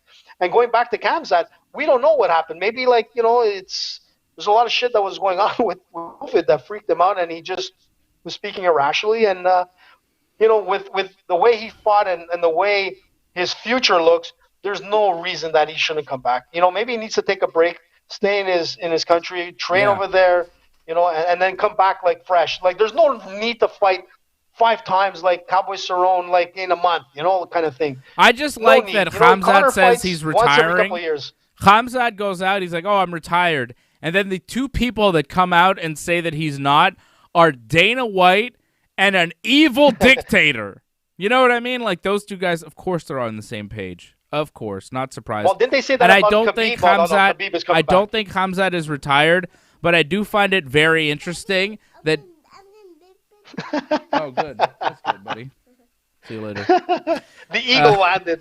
I find it very funny that Dana White won't let any of his Russian guys retire. He won't let Khabib retire. Khabib is still the UFC lightweight champion, despite the fact that he said he's retired. So Dana won't let that shit go, and he won't let Khamzat retire. Yet at the same time, whenever anybody else says, "Oh, I think I'm gonna retire," Dana's like, "Well, if you're thinking about retiring, you should get out of the sport because it's not the type of sport you should have 1 foot in, 1 foot out." Right? He's got a point, Dave. He's got a point. No, Khamzat, you can't retire. I still can make so much money off of you. Khabib, you can't retire. I can make so much money off of you. Please stay. Right? So Khamzat, I don't think Khamzat is retired. He became a big star last year. And you thought he'd have a huge 2021, but COVID fucked him over. And it makes a lot of sense, last year was the year of COVID and the year of Khamzat. And of course, now Khamzat's not here because COVID got him. It does kind of make sense. They all kind of came at the same time. Speaking of COVID, Dana White, who thinks COVID is not a real thing, I guess. Wait, hold on. I want to answer a super chat from Patrick C. Hamilton. He says, how many of these fights will go the distance? I have an early day planned for Sunday. I mean, yeah, it could be a really late night on Saturday. It could go till 2 in the morning because we have 3 title fights. I think Peter Yan versus Aljamain Sterling goes the distance. I think Amanda Nunes, Megan Anderson goes the distance, but I think Jan Blachowicz probably knocks Israel out in the first 2 rounds. But it could also go the distance. So, I mean, all 3 of these title fights have the possibility of being all 5 rounds. I'd say Amanda and Yan have the best chance of finishing their fights. But I would bet that the Aljamain Piotr Yan fight goes all 5 rounds. At least. Well, look, I would say Israel that for the win. I would say a couple of those title fights go 5 rounds. Yeah. AJ thinks it's going to go Israel distance. Yeah. So. Yeah, and I think Israel's going the distance on this one, but I think it's going to be a long night. I don't think it is going to be quick knockouts. I mean, it could happen, but looking at who's fighting, chances are probably not. But yeah, it's going to be a long night and an awesome night because the card is it's insane. And going back to Khamzat, I mean, 2021, we're just in March, so there's no need to run into into fighting. Take your time, man. And too bad because it would have been nice to see Khamzat fighting on this card, which I'm sure he probably was looked at, but Douglas Hepburn just super chatted. He super chatted a little bit more than Patrick, and he tweeted, or his message was, "Beat that, Patrick." So their super chatters are beefing now, and they're trying to one up each other for the amount of money that they're giving us, which I support 100%. Like, you know, well, we appreciate it. If you guys want a war in the super chat and like trying to up each other's ante by giving more and more money as the show goes on, I mean, AJ and I can only benefit from that. So that's the kind of thing that I encourage, and I really appreciate everybody for super chatting and becoming members and, you know, supporting the team. We really appreciate you.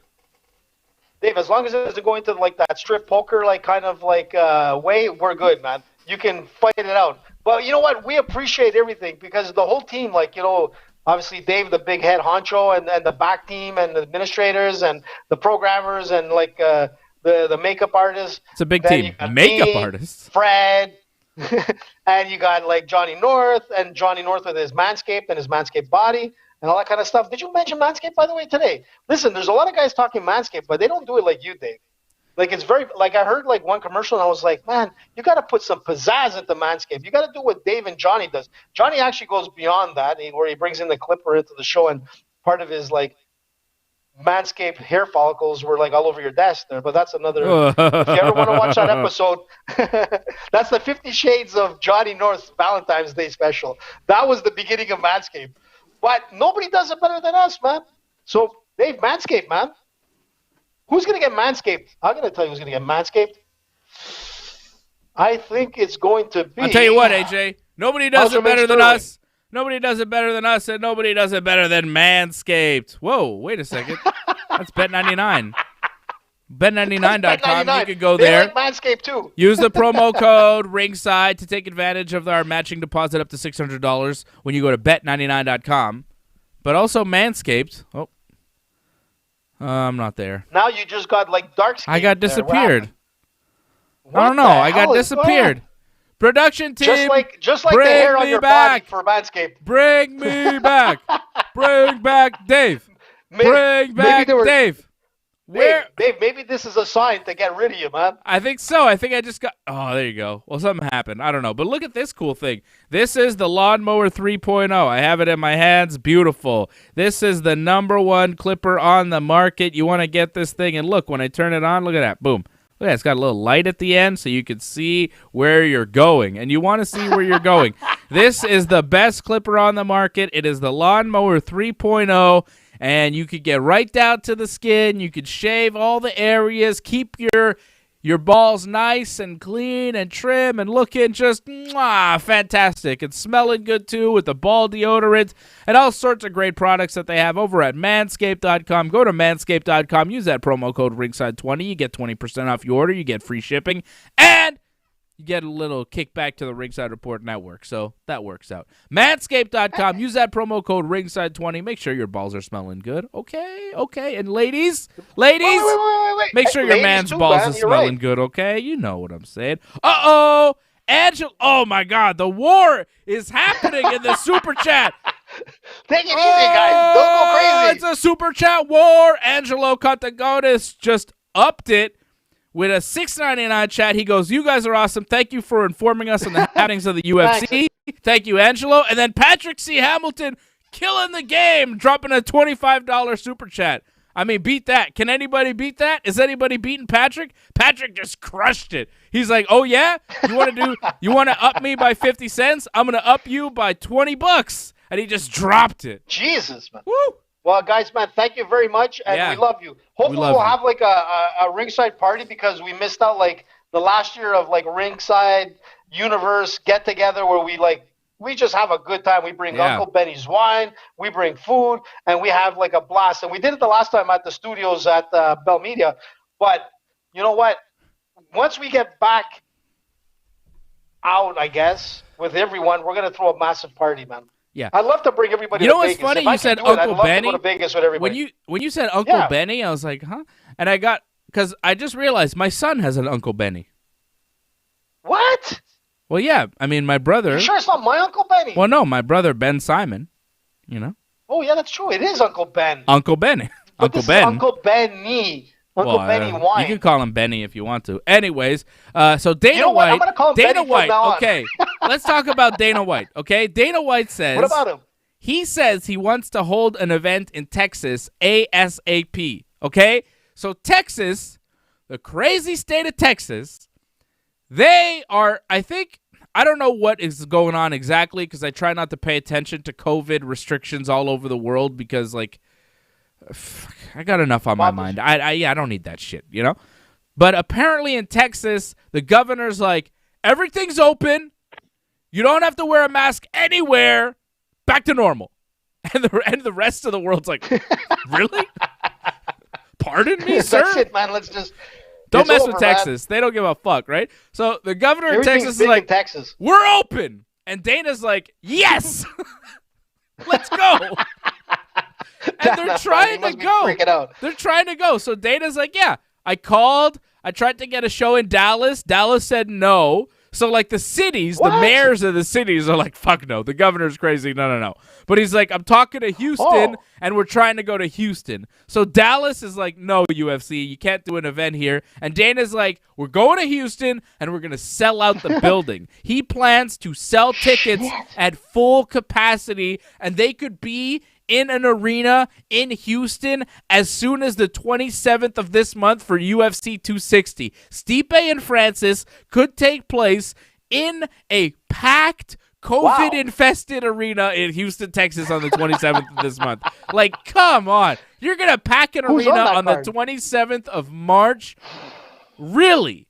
Really, Texas? Dude, that would You're really be amazing. gonna, and Dana's like, yeah, I told you guys as soon as we could, we're going to pack an arena, and we're going to do it. We're going to sell out. I don't give a fuck. Going to Texas. And I think Dana's like, yeah, we're going to do all our shows in Texas now. If they could do shows in packed arenas in Houston, they will move their entire operation to Houston, Texas. This is a fact. They will. And I don't know if they're going to survive it.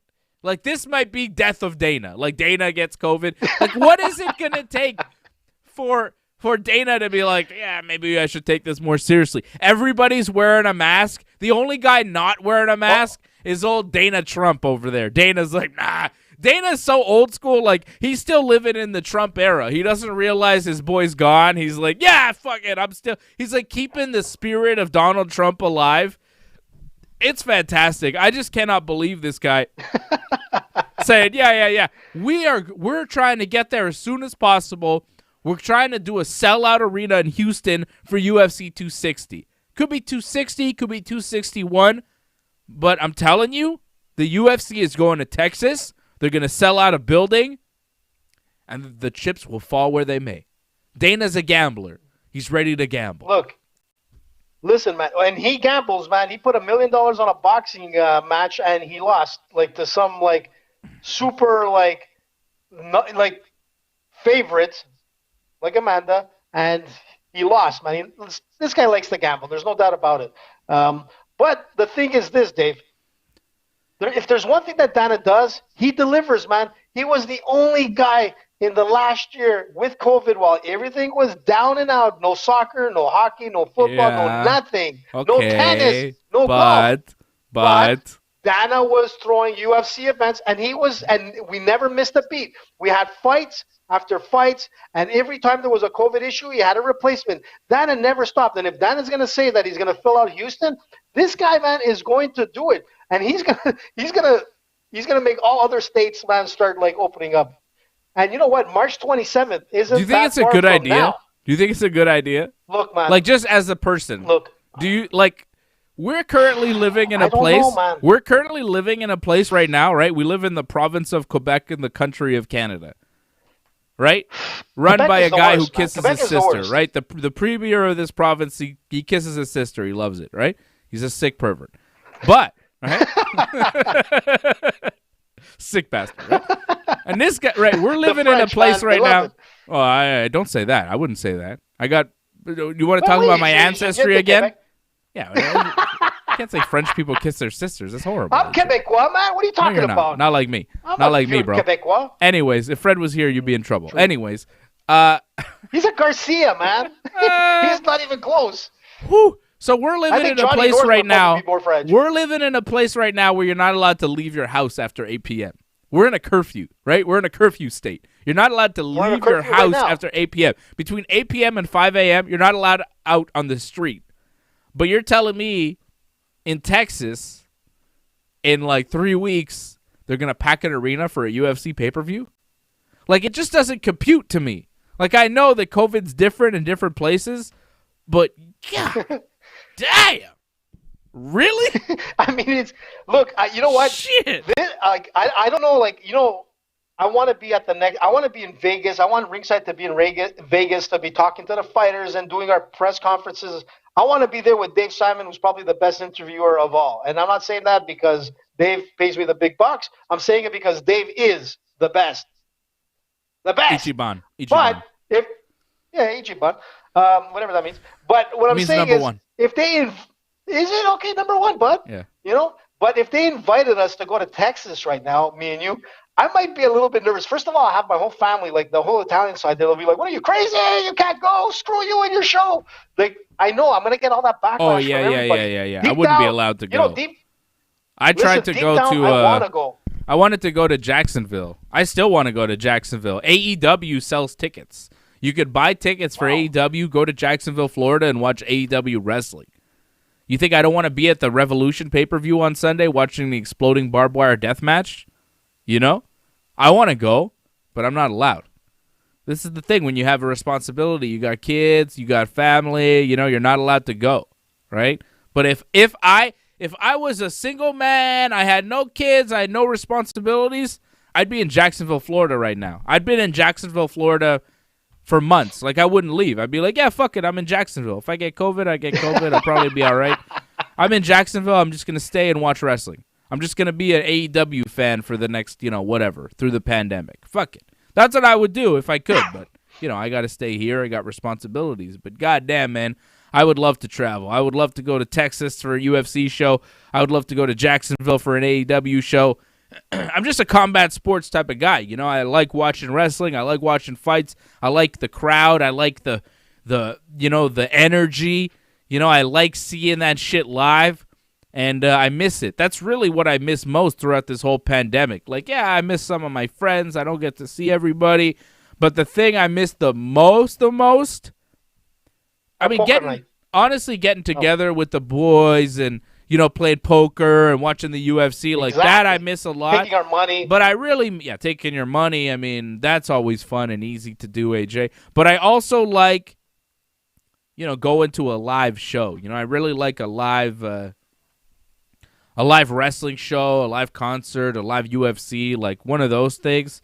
Man, I can't wait to go back to that. I can't wait till we get back to that. And to hear that the UFC is going to go back to that possibly in 3 weeks in Houston, on the one hand, I'm like, really? That sounds fucking dangerous. But on the other hand, it gives me hope for the future. It gives me hope. It's like, okay, well, if they can do it and pull it off, I don't want to be there. Let those Houston Texan people be the guinea pigs. Let them be the guinea pigs, right?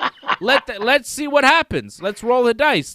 I'll watch from a distance, safe in Canada, far away from Texas. Well, but hey, if they want to do that, in Houston and the UFC is going to do it, let's see how they do it. Let's see how it works, and maybe this is the start of getting back to normal. Because I'm ready to get back to normal. I'll tell you that much. I am ready. The Phoenix is rising, man. But listen, Dave, what I'm more curious about is if he actually manages to get an event at like some Houston stadium, whatever it is. I'm curious to see if it's gonna fill out. I mean, that would be my biggest thing is will they actually pack out? Will people? You think so? I mean, if they do that, man, it's gonna change a lot of things. Kind of like Jake Logan fighting like Mayweather in boxing or that kind of stuff. I mean, like crazy shit happens, but when it does happen, man, it completely changes like the event itself. I mean, if Dana pulls it off and people actually show up, I'm telling you, man, UFC is at the forefront once again. Yeah. For paving the way. Yeah. Think about it. Dana man is like a mad genius. I think it's probably a crazy idea and somebody's going to get the Rona and it's going to be bad but I like that they're doing it. Like I'm not sure how to feel. You know what I mean? Like I feel on the one hand, Oh, I wouldn't go. But on the other hand, let's see how it works, and maybe I'll go to the next one. You know what I'm saying? Like, okay, let's see how this works, and maybe in a couple of months, this works everywhere, and, they do one here, they do one in New York City or something. I want to go back to New York City.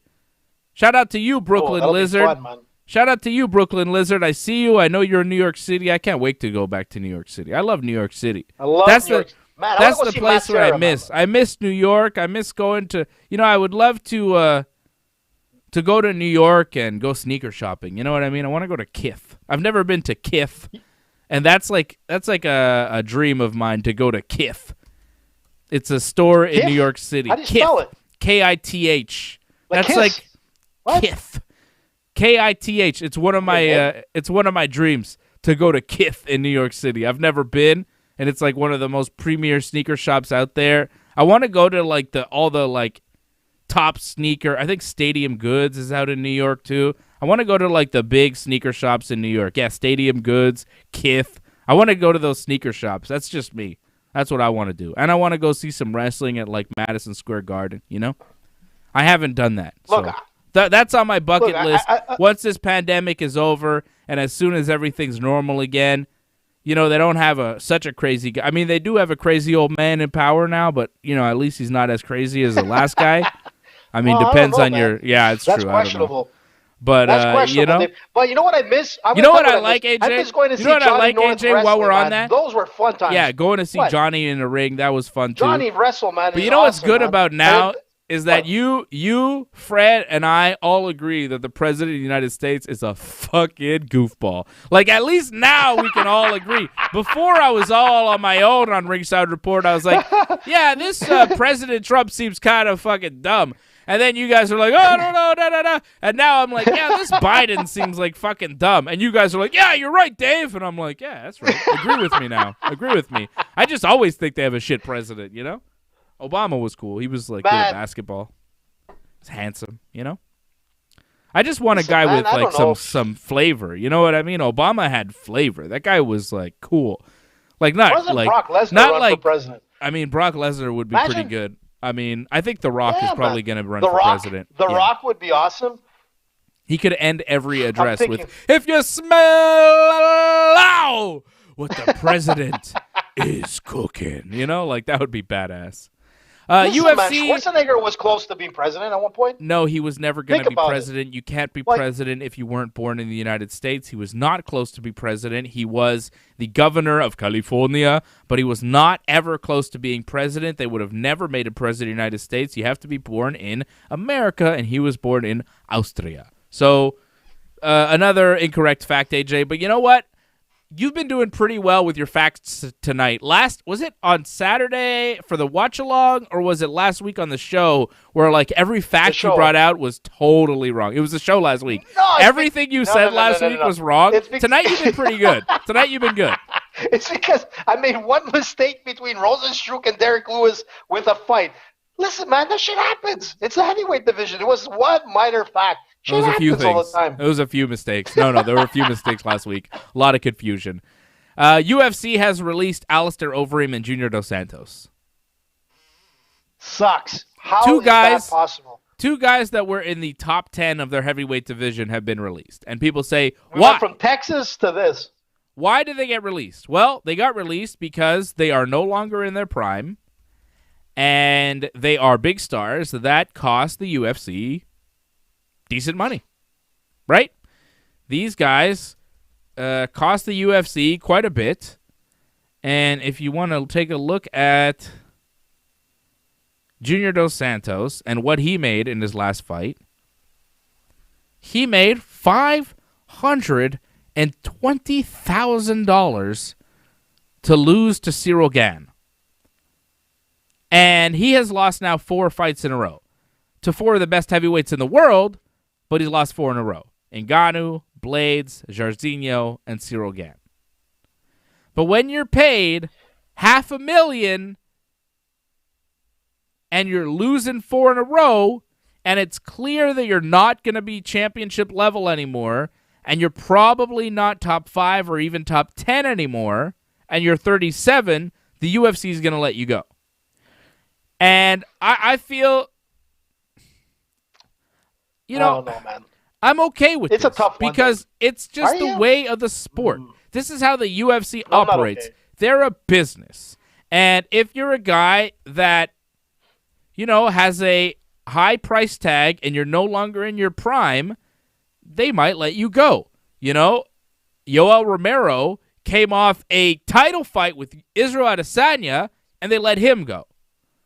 Alistair Overeem is 40 years old. He's coming off a TKO loss to Alexander Volkov. He's no longer in his prime. He's no longer one of the top heavyweights in the world. When he fights those top heavyweights, he loses. When he fights Jairzinho or Curtis Blades or Ngannou or Volkov, he's losing.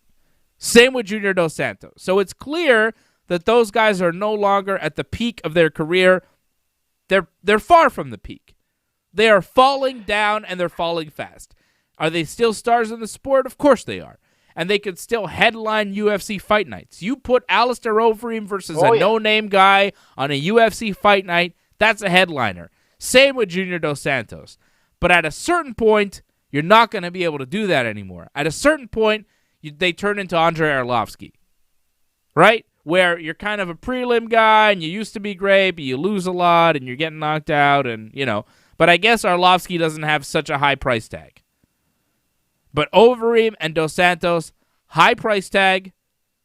The UFC decided they weren't worth it anymore, so they let them go. As a fan, it's disappointing because I love both those guys. They're legends of the game, and I like seeing them fight in the UFC. But as a fan of the sport, I recognize that they're no longer UFC caliber, and they'll probably be more competitive in Bellator or wherever. So, I get it. Can they beat Cyril Gane? No. Can they beat Curtis Blades? No. Can they beat any of these top 5, top 10 guys in the heavyweight division? No. Could they do it 5 years ago? Yes. So, okay. They're not who they were. They are not the best versions of themselves anymore. And I've seen the UFC do it for years. They released John Fitch when he was still good. They released Yoel Romero not long ago when he was still good. They release a lot of guys that are still good, but maybe not as good as they once were. And that's what they're doing with Dos Santos. That's what they're doing with Overeem. Is it harsh? Yes. But these guys have made millions of dollars in the UFC. They've had great careers. It can't last forever. Overeem is 40 years old. It can't last forever. Look, you got guys like Overeem, and it's unfortunate because I was saying on last week's show I'd love to see Cyril Gane fight Overeem, and I think that would have been an awesome fight, just for Gane to get that big name. Yeah, but you know what, Dave? The one thing is that I understand that they're at a later stage in life, especially in the MMA business, man. You're 37, which is super young, but in the MMA world, especially a guy like Overeem, or he's at his 40s, man, he's had serious wear and tear. But, I agree with you. They still would have sold out or got viewers on a fight night. And then it's unfortunate because it's a bit harsh in a sense. But I looked at the tweets by both of these guys, and they're both thankful to the UFC, Dana White, the Fertitta brothers. And they're like, thanks for the ride, and it was awesome. So they're, in a sense, maybe they're thinking, you know what, it's time, before brain damage or any else thing that could happen happens. It might be a way to sort of step out of the UFC, maybe going to have a last fight in another organization. I saw that Dream president, Nobuyuki, what's his name, Sakibara, said that he'd love to have Overeem in Japan. Yeah. And when you think about it, a guy like Overeem, for example, when he used to fight in Japan and things like that, or any guys that fought in Japan, they used to have hundreds of thousands of people in the stands, man, watching these guys fight. I mean, and then you're going to the UFC and you're fighting in COVID where there's maybe 30, 40, 50 people. Not even. At one point there was hardly anybody, and in a packed crowd, maybe at the Bell Center you had 30,000 and whatever in Madison Square Garden, in the 40, 50,000 range. But think about it. Overeem going back to Japan, having a last fight in Japan, he'll get that big numbers, and that would be a great way to retire, and you know what? They'll pay him good money. They'll pay him millions of dollars to fight in Japan. And if the president of Japan of Dream wants him, it's a good way to go out. Have the last fight in glory. Dream, Bellator, whatever. But again, Junior Dos Santos made $500,000 in his last fight. Is he still worth that? He was a top-paid fighter on that card, or one of them. Alistair Overeem, for his last fight, he was paid $415,000. The top-paid fighter on that entire card. The guy who beat him, Alexander Volkov, made $225,000, which was $85,000 to show, $85,000 to win, with a $50,000 performance bonus and a $5,000 fight week pay. So really, like, Overeem's base pay was $415,000. The guy that beat him was $85,000. It's business, right? Like, if you're looking at a guy like Volkov, who's worth more than Overeem to your company, but he's getting paid half of what Overeem is, and, you know, really a quarter of what Overeem is if he doesn't win, it's business, right? If the winning fighter is making way more money than the losing fighter, something's not right here. And that's why Overeem's gone, because he's not winning fights anymore. He's had better days. Like Angelo says, there'll be future Hall of Famers. It's true, but that's just the way of professional sports. Brooklyn Lizard says it's sad. It is sad, but it's also life. Life is sad. You're born, you live, you die. That's fighting. But you're born, but you know what? You live, and you die. That's fighting. That's athletics. You have a short window. Your career doesn't last forever. No one lasts forever. And once you hit your mid-30s, your late 30s, unfortunately, that's when shit starts to go wrong in pro fighting. I mean, right? It's just life, man. It's just facts. You're right. Like, oh, you could say it's sad and you could feel a certain way and be emotional and, oh, it's my favorite fighter and this and that. Or you could look at it from a perspective of it's life. Shit happens. It's the way, you know, I mean, you can't stop progress. Cyril Gann comes in as a new force in the heavyweight division. A byproduct of that is the old forces in the heavyweight division are no longer relevant and they start to go away. With the new stars, the old stars have to make way and go away. That's just how it works. That's how it works in every pro sport. King of the jungle, man. Yeah, man. You're right. And it's sad. I agree with Brooklyn there. It's sad, but like Angelo said, they're all future Hall of Famers, and they also know that it's their time. It's just a matter of time. It's not like in 5 years they're going to retire. They know it's like literally month to month, depending on each fight, that it'll make that statement if they're going to stay or not. And I'm sure Overeem realizes, and he knows. I mean, these guys are not dumb.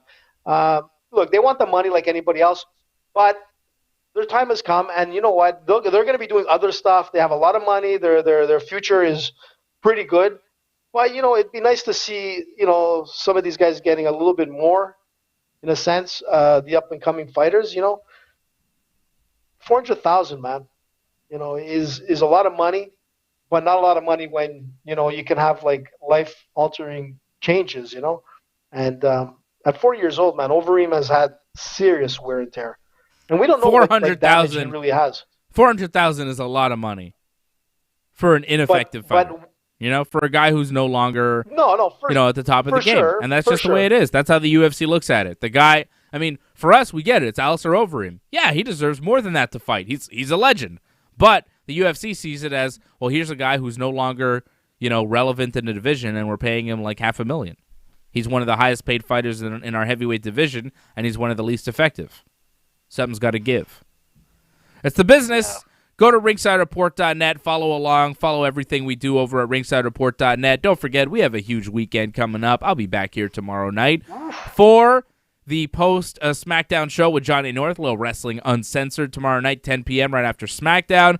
Then AJ, Freddie, and I will be back here Saturday night, 10 p.m. Eastern for the UFC 259 watch along. We'll be watching the pay-per-view with you here Saturday night, 10 p.m. Eastern time. And then I'll be back on Sunday night right after AEW Revolution, the exploding barbed wire deathmatch, Kenny Omega and Jon Moxley for the AEW World title. And so much more. Sting will be in action, teaming with Darby Allin to take on Ricky Starks and Brian Cage. This is going to be one hell of a pay-per-view on Sunday. AEW promising a new signing, a Hall of Fame-worthy talent. that they will reveal on Sunday. The wrestling world is buzzing, wondering who it's going to be. We'll find out on Sunday. We'll talk about it right after AEW Revolution Sunday night, right after the pay-per-view. We will be here. And then, of course, Monday night, right after Raw, I'll be here again. So I'll be here every night until Monday night, and then Tuesday night I'm off, and then Wednesday night we do it all over again with the AEW Dynamite post-show. Thursday night with another episode of Ringside Report MMA every Thursday at 8 here. We don't ever stop. We keep on going, and don't forget, if you missed our AEW Dynamite show and our AEW Revolution preview show, we did that last night. Johnny North and I did a whole AEW show. We recapped last night's episode of Dynamite with Shaq going through the tables. We talked about that at length. We also previewed AEW Revolution. You can check that show out right now on our YouTube channel. Don't forget to like this video, subscribe, and get the bell. Click that bell so you get notifications every time we're on. That way you don't miss anything. Watch that AEW Revolution preview show. You can also watch my Monday Night Raw recap for this past week's episode of Raw. A new WWE champion, Bobby Lashley, won the title on Monday. Check the recap of that. Bobby. Shit is popping in the world of pro wrestling and MMA, and we are here every step of the way on the Ringside Report Network. Follow AJ on Twitter and Instagram at Dan E. Bruck. You can follow me on all the things at Dave Simon MMA. Hey, big shout out tonight to our members and our super chatters. Doug Hepburn, Angelo Contagonis, Patrick C. Hamilton, who killed the game with that super chat. I mean, that was fantastic. I loved the back and forth with our members tonight, trying to one-up each other on the super chat. We do appreciate you, Angelo, Jason Pete as well, out in Mexico, a member, Doug Hepburn, all of our members, everybody that subscribe, everybody that becomes a member. Don't forget, become a member of the YouTube channel. Become a member, go into donate.ringsidereport.net, and you can also get sweet merch with our faces on it over at merch.ringsidereport.net. Merch.ringsidereport.net. Go get our stuff. I hope Freddie and the whole fam feels good. Hope they feel better, and we see Freddie again on Saturday. Thanks, everybody, for watching. For AJ, I'm Dave. See ya.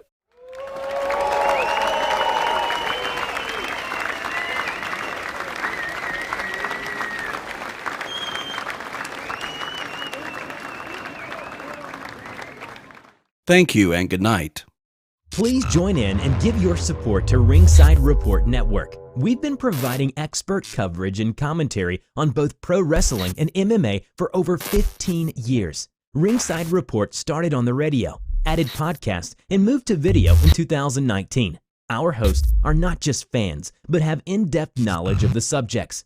Become a member of our YouTube channel now and become a recurring supporter of our work as we strive to continue to entertain you in these strange times. Pro wrestler Johnny Genesis North joins lifelong wrestling fan and aficionado Dave Simon to host our pro wrestling programming with in-depth coverage of the WWE, AEW, and New Japan Pro Wrestling. Our flagship show, Wrestling Uncensored, is live every Friday right after WWE SmackDown. Here, you get a review of the week that was. You may not agree with our host. In fact, they often don't agree with each other. But you have an opportunity to chime in with your viewpoint in the chat rooms while live or in the comments section of YouTube, Twitch, or Facebook on the replay. Dave and Johnny also headline our coverage of major pro wrestling pay-per-views and breaking news. Dave Simon is joined by experienced jiu-jitsu fighters Fred Garcia and the ever-unpredictable AJ DeLesio, each Thursday at 8 p.m. Eastern with Ringside Report MMA. They try and foresee what's next in the octagon and review, argue, and kibitz in a very friendly, irreverent manner. The three guys also team up to accompany you on all the major UFC pay-per-views with entertaining watch-alongs. Go to ringsidereport.net/support to find out more ways to support the channel.